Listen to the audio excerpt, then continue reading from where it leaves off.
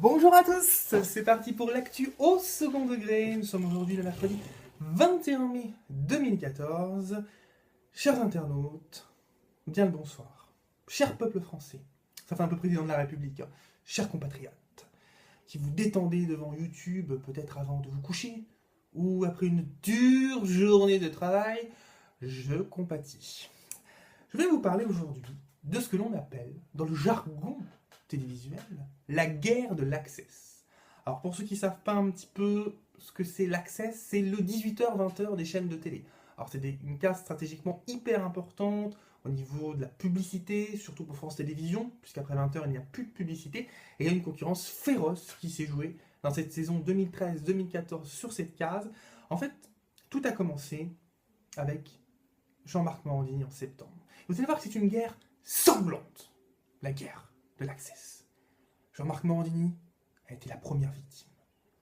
15 jours, 2 semaines seulement, après avoir commencé son émission #Morandini Télé People Buzz, eh ben, évidemment, il n'a pas fait assez le buzz puisqu'il a été déprogrammé. C'est drôle quand même. Hein. Morandini déprogrammé pour un échec. Lui qui adore se réjouir et commenter les échecs des autres animateurs. C'est drôle et à la fois c'est triste parce que son émission était pas mal dans le fond. Ensuite, une jeune femme est devenue une star. Elle a débarqué sur France 2, telle la sauveuse de l'Access, à 18h, avec l'émission Jusqu'ici tout va bien, alors que dès le début tout est allé mal, c'est Sophia Aram. Et Sophia Aram a quand même tenu 4 mois, mais au bout de 4 mois, Sophia Aram plus, puisque Sophia a été exécutée. Deuxième victime.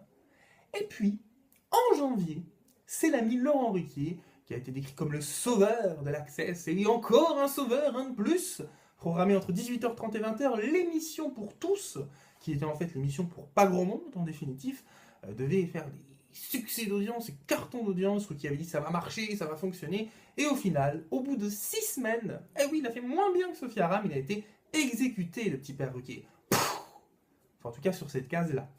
Et puis, les choses ont continué. France 2 a décidé de remettre N'oubliez pas les paroles. Et puis, pendant ce temps, le petit Cyril Hanouna a continué à faire son chemin sur D8, avec l'émission Touche pas à mon poste, le vrai et gros carton de l'Access. Et le petit Cyril, il a marché tranquillement, il a fonctionné, il a cartonné, il s'est pas pris de balles. Hein. En tout cas, il s'en est fait des balles, hein, ça c'est sûr.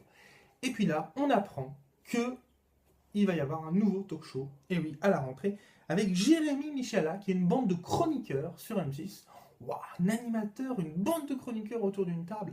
Mais quelle originalité, ça existe vraiment nulle part. Alors, il va faire gaffe aux balles, hein, parce que là, c'est peut-être pas gagné. Un talk show. Un talk show. Mais tant qu'à faire un talk show, autant que ce soit un talk vraiment chaud. Avec du sexe, des meufs à poil, des mecs à poil. Là, c'est sûr que l'audience, elle serait haute. Hein. Et pas que l'audience. Bref, voilà, c'était un petit sujet sur la guerre de l'Access. Et je vous retrouve bien évidemment très très vite pour de nouvelles aventures. Chroniques toujours au second degré, bien sûr. Ciao!